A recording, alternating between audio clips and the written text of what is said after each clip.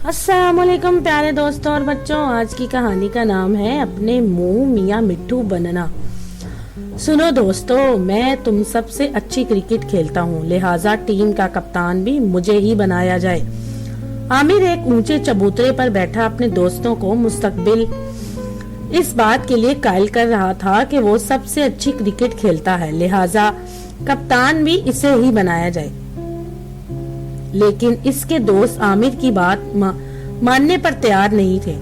मगर आमिर एक ही रट लगाए हुए था कि मैं अच्छी क्रिकेट खेलता हूँ।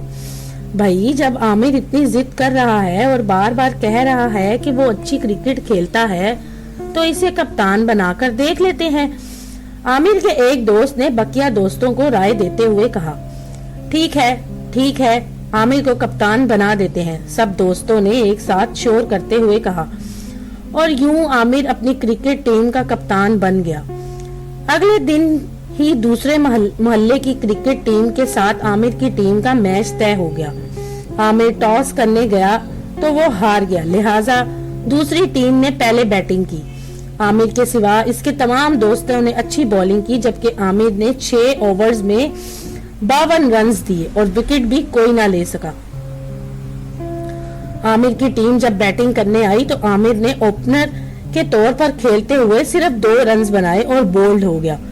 इस तरह आमिर की खराब कारकर्दगी की वजह से टीम को शिकस्त का सामना करना पड़ा। आमिर मुंह लटकाए अपनी टीम के साथ वापस घर जा रहा था कि इसने अपने किसी दोस्त की आवाज सुनी जो दूसरों से कह रहा था आमिर अपने खेल की किस कदर तारीफ कर रहा था, और जब नतीजा आया तो 0। दूसरे दोस्त ने कहा, वाकई बेचारा अपने मुंह मियाँ मिट्ठू बनता फिरता है। तो दोस्तों, इस कहानी से हमें ये सबक मिलता है कि जब तक इंसान अपने आप को साबित ना कर दे